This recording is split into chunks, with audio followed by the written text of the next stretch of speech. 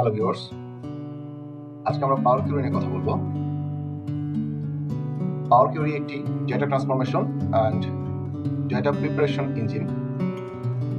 পাওয়ার query দিয়ে আমরা এক্সেলের বিভিন্ন ডেটা প্রিপেয়ার করতে পারি, ডেটা ট্রান্সফর্ম করতে পারি, ক্লিন করতে পারি। পাওয়ার কিউরি হ্যাজ অলমোস্ট 900 ফাংশন, যার মধ্যে 99 ফাংশন এমন আছে যেটা আমরা জাস্ট বাটন ক্লিকের মাধ্যমেই করতে পারি, such as uppercase, lowercase, propercase, etc. So let's go to the Excel sheet. এটা আমাদের একটা এক্সেল শিট। এখানে তিনটি কলাম আছে, prefix, first name, last name, এবং এই ডেটাগুলো স্ক্যাটার ওয়েতে আছে, অনেকটা অক্সরভাবে বিভিন্ন ভাবে নাম আছে, আপার কেস, লোয়ার কেস, এবং আনওয়ান্টেড স্পেস আছে আমাদের নামগুলোর মধ্যে। তো আমরা এক্সেলের ট্রিমের মাধ্যমে এটা ক্লিন করতে পারি, এবং আপার কেস এবং লোয়ার কেসের মাধ্যমে আমরা এই ফরম্যাটগুলো চেঞ্জ করতে পারি। এখন আমরা দেখবো যে পাওয়ার কিউরির মাধ্যমে এটা কত সহজভাবে করা যায়, কত অল্প সময়ের মধ্যে। তো পাওয়ার কিউরিতে আমরা ডেটা ট্রান্সফার কিভাবে করব, তার জন্য আমরা প্রথমে ডেটা মেনুতে যাব, এবং ডেটা মেনুর এই পোর্শনটা পাওয়ার কিউরি পোর্শন। এখানে একটা অপশন আছে from table and or range. So click here and where is the data for your table? So table select হয়ে গেছে and my table has headers. আমার টেবিলে একটি হেডার আছে। click the OK button. সেখানে আমরা দেখতে পাচ্ছি একটা নতুন শীট চলে আসছে, এবং শীটটা হলো নাম পাওয়ার কিউরি এডিটর। পাওয়ার কিউরি এডিটরে সেম তিনটা কলাম চলে আসছে, এবং একইভাবে ডেটাগুলো এখানে আছে। এবং আরেকটা জিনিস এখানে দেখার বিষয় আছে যে এখানে আমাদের একটা টেবিল নেম আছে, প্রপার্টিজের টেবিল নেম আছে, অ্যান্ড অ্যাপ্লাইড স্টেপ। আমরা এখানে যে স্টেপগুলো অ্যাপ্লাই করব, এখানে সেই অ্যাপ্লাইড স্টেপগুলো অ্যাড হতে থাকবে। একটা কথা মনে রাখবো যে পাওয়ার কিউরিতে আমাদের কন্ট্রোল জেড বাটনটা নেই। তো আমরা এখানে কন্ট্রোল জেড এর মাধ্যমে কোনো আনডু রিডও করতে পারবো না। এখানে যে ফাংশনগুলো অ্যাড করব বা যে লজিকগুলো অ্যাপ্লাই করব, লজিকগুলো এখানে, স্টেপগুলো এখানে সিরিয়াল ওয়াইজ আসবে, এবং কখনো যদি কোনো স্টেপ ভুল করি বা কোনো চেঞ্জ করতে হয়, আমরা জাস্ট সেই স্টেপটাকে ক্লিয়ার করে দেব। Okay, so let's go to the menu. Transform মেনুতে আমরা যেহেতু টেক্সট ফরম্যাট নিয়ে কাজ করছি, ট্রান্সফর্ম মেনুতে তিনটা পোর্শন আছে এখানে। একটি হলো টেক্সট কলাম, একটি হচ্ছে নাম্বার কলাম, এবং একটি date and time column.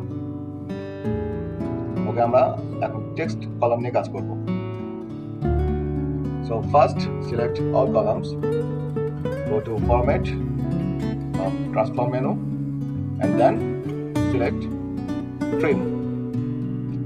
So আমরা দেখতে পাচ্ছি আমাদের অগোছালো ডেটাবেসটা সুন্দরভাবে এখানে সাজানো হয়ে গেছে, এবং এখানে অ্যাপ্লাইড স্টেপে অলরেডি একটা স্টেপ অ্যাড হয়ে গেছে, ট্রিমড টেক্সট।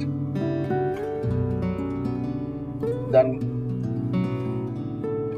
এগেইন ফরম্যাট মেনুতে আমাদের বিভিন্ন এখানে ফরম্যাটে আছে। সো আমরা এখানে প্রথমে লোয়ার কেস করে দেখতে পারি, convert all letter in the selected columns into lower case letters. Okay, lower case আমরা দেখতে পাচ্ছি এখানে সবগুলো ডেটা লোয়ার কেসে চলে আসছে। সো এটা not looks good. Then we select upper case. সবগুলো ডেটা এখন আপার কেসে আছে। ওকে, আপার কেস এটাও দেখতে খুব একটা ভালো লাগছে না, সবগুলো আপার কেস আছে।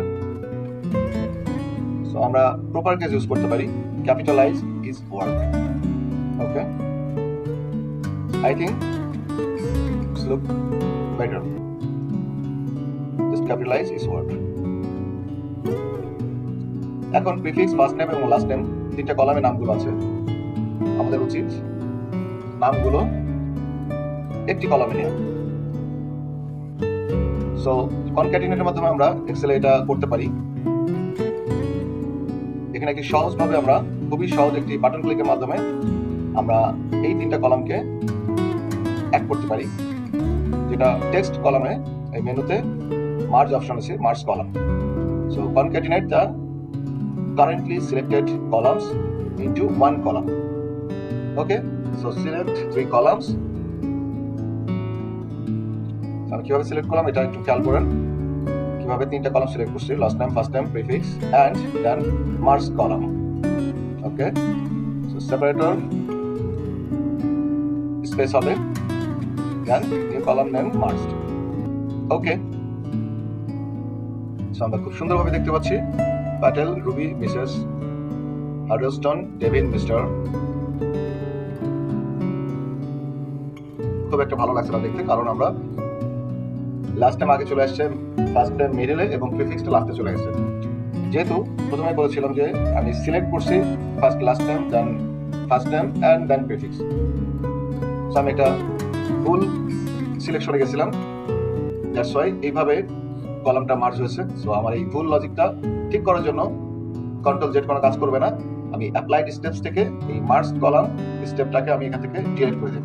সো আমি আবারও আমার আগের ফাইলটা পেয়ে গেছি, দেন again select prefix first time and last time, then again merge columns and separator will be space. Okay, so আমরা আমাদের নামগুলো পেয়ে গেছি। সো আমাদের কাজগুলো যখন এখানে শেষ হয়ে যাবে, হোম মেনু বার থেকে close and load to. Okay, so table okay করলে এটা নতুন একটা টেবিলে চলে যাবে, বাট আমি চাচ্ছি আমার এক্সিস্টিং ওয়ার্কশিটে থাকবে। সো যে ওয়ার্কশিটটা এখানে আছে সেই ওয়ার্কশিটে আমি এটাকে ইম্পোর্ট করব। So select existing worksheet, select the cell, then okay. So আমরা দেখতে পাচ্ছি এখন কত সুন্দরভাবে অগোছালো ডেটাকে অনেক অল্প সময়ের মধ্যে আমরা ক্লিন করে সুন্দর করে সাজিয়ে এখানে আনতে পারছি। এখানে আরেকটি মজার বিষয় হলো, আমাদের মেইন ডেটা শিটে যদি কখনো কোনো কিছু চেঞ্জ করি, সো এখানে ডেফিনের জায়গায় আমি শহীদ এন্ড অনেকগুলো স্পেস আছে। সো স্পেসের এখানে আমি আমার নাম ইউজ করি রাইটার। সো আমরা দেখতে পাচ্ছি এখানে আমি আমার নাম লিখেছি, কিন্তু এখানে ডেভিড হ্যাডলসন আছে।